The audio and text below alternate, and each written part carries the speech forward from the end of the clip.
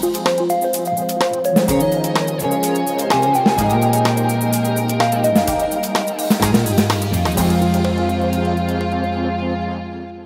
we're going to talk about the 1974 murder of Arlis Perry. It was an extraordinary event at that time, in part because of where it took place. Unfortunately, it was in Stanford Memorial Church, and the nature of how her body was found.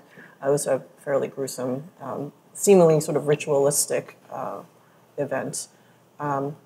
So the sheriff has now declared that case closed, and we're going to talk about who the suspect was, and some details about other cases at that time.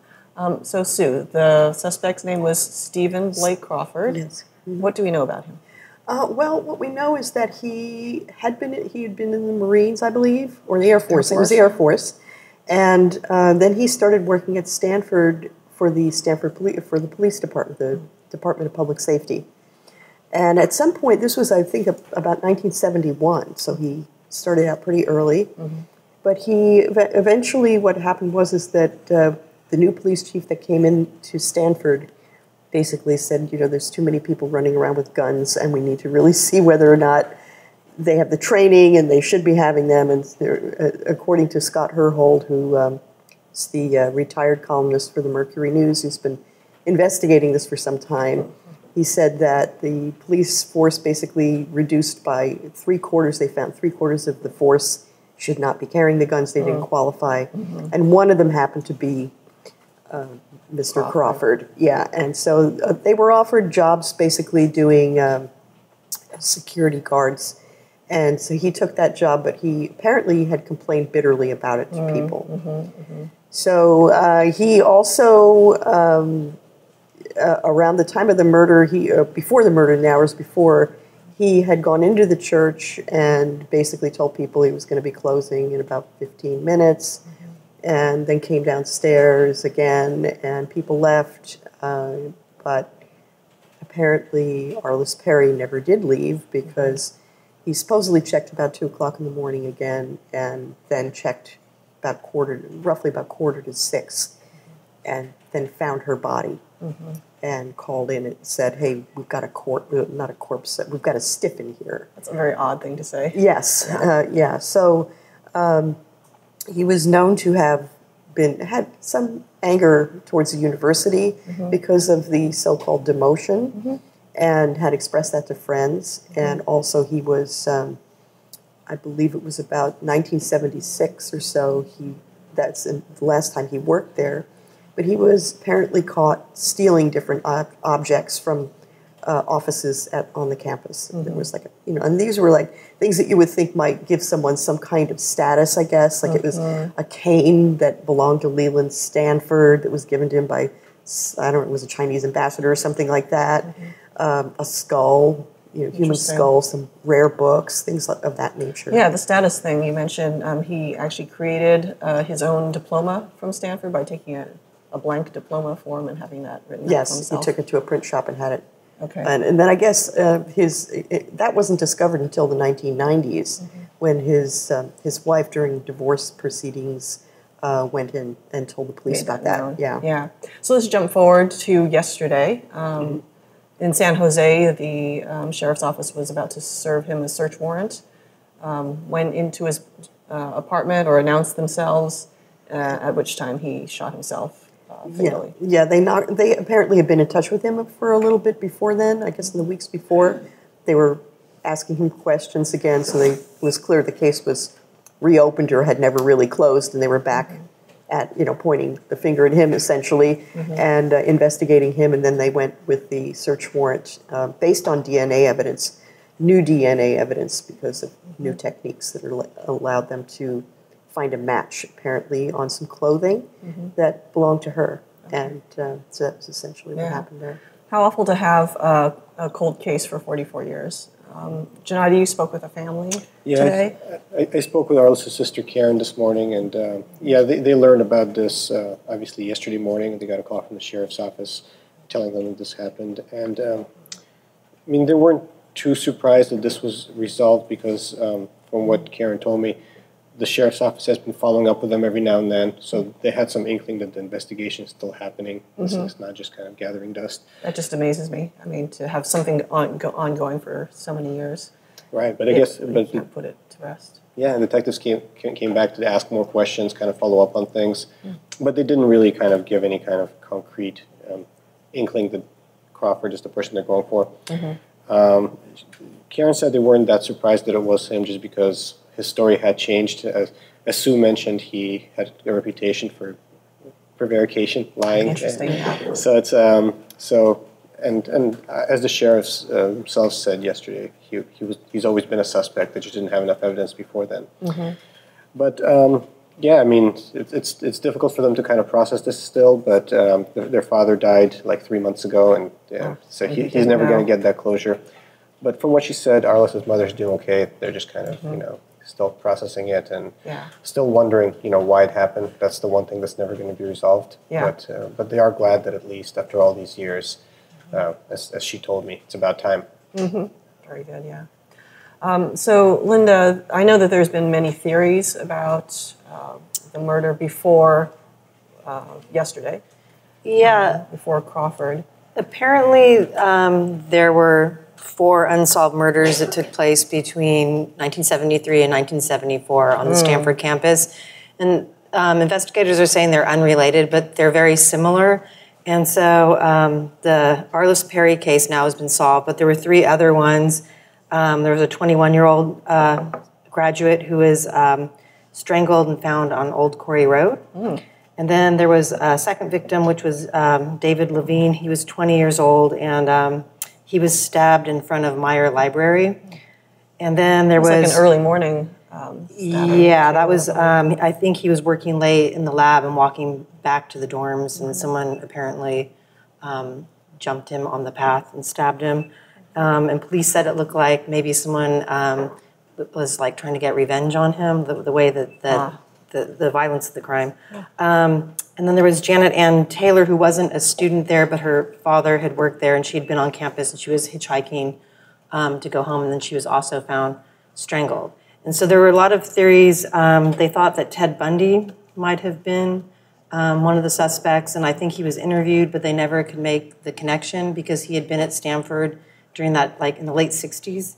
And then they also did interview David Berkowitz, the son of Sam, murderer, when he was at Attica Prison, because I believe that he was actually involved in the Arlis Perry case, but they could never make any kind of connection to that. And then some people have tried to link the Zodiac Killer as one of the suspects, so there have been people kind of following leads on that. Yeah, there's a lot of wild theories. I mean, I think because of the details of how her body was laid out, which we don't need to get into. I mean, there were some questions about whether or not this was the work of a satanic cult, maybe. I remember there were some things that Scott Herhold said about possible ties that people were wondering whether she had those back in Bismarck, North Dakota, and maybe somebody followed her out here. Right, that she'd been part of a cult or something like that. Yeah, all kinds of Yeah, but I don't think the police ever found that. And they don't believe that any of these other cases are linked to Crawford either at this point. That's one of the things they said. Yeah. So what Herhold said is that he really believes that, and it seems like the indications are,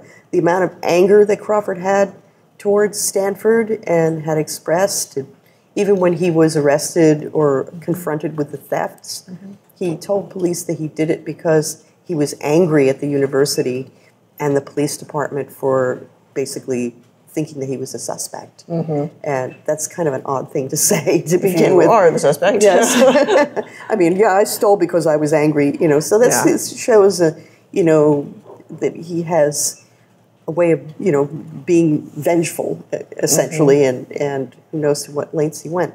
Without getting into the details of the crime, it was very, very brutal and showed a lot of anger, tremendous amount of anger that this person had. Yeah. So I was just going to say, but for what it sounds like, he's been pretty much settled in the last few decades. He's been pretty living a nondescript life. I mean, I know you, Jocelyn, were at the apartment building yesterday talking to some of the neighbors, and it sounds like he hasn't been really making waves for a long time. I mean, granted, he's in his 70s now. So. Yeah, and we found out from Scott Herhold that he was in poor health, I believe. But yeah, I talked to one of the neighbors.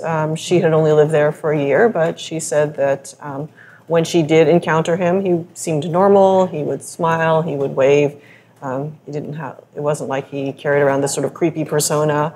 He was living alone in his apartment, and that woman's son said that, he didn't come out very much. So it was a fairly, as you said, sort of a nondescript life from what neighbors could tell. And from what you saw at the apartment, it looked like it didn't look like it was in disarray on the outside. You mentioned plants and things of that nature that looked like somewhat nurturing. It was kept like many of the other apartments. There were potted plants out in the front. There were some on metal stands, one hanging. I assume that he was the one who did that.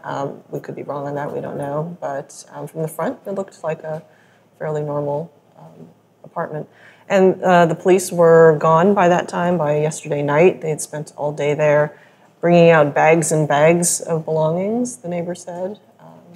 It sounded like they were going to do that throughout the day today too, right? Because the crime scene tape had been removed, so I was a little bit confused about that, whether or not they were completely done or if they were going to come back. Okay. I thought the sheriff indicated that because of the suicide, they had to wait until that's processed and investigated before they can get back to their original mission of executing the search warrant. But maybe they wrapped that up. Could be that they moved awful fast there. I think that was kind of an indication. What she was indicating was that was why they were spending so much time there too. In essence, that the first thing they had to do was get everything related to the suicide out of the way before they could move anything out, because they wanted to. And I think the neighbor had said to you also there were bags, or somebody had said there were bags of things taken out. So they probably did complete their work.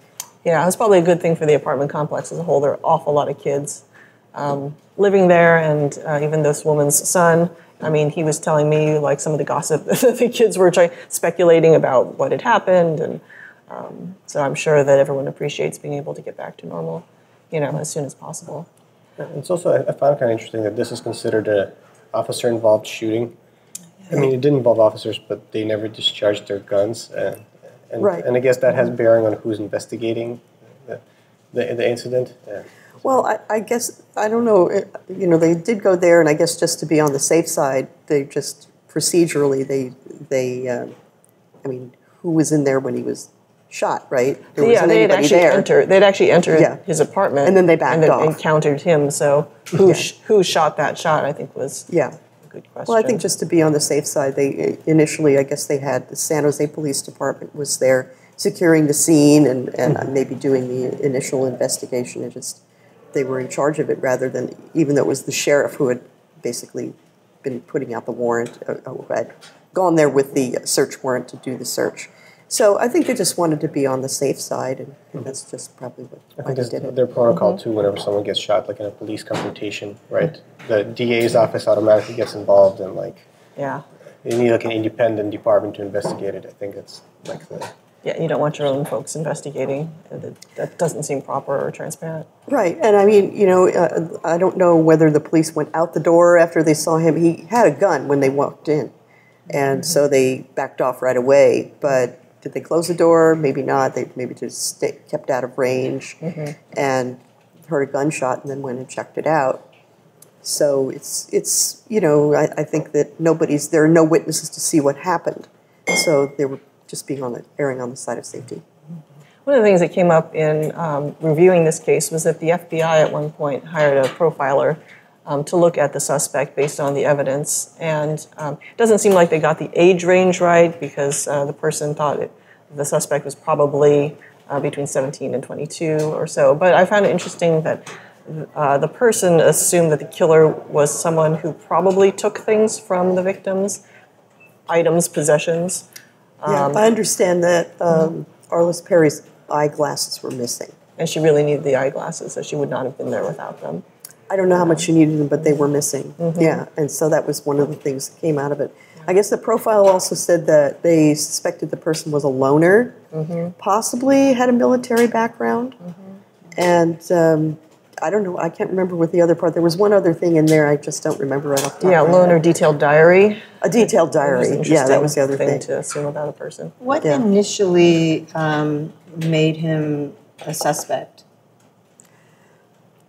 It was access, really. Yeah. I think that was mostly it. Is there was he was the only other person who saw her at that time, and I think they probably were able to say that the husband, who was just completely distraught and voluntarily gave DNA evidence right away, gave them some samples, was not a suspect. You know, he would have been a likely suspect, but it wasn't really.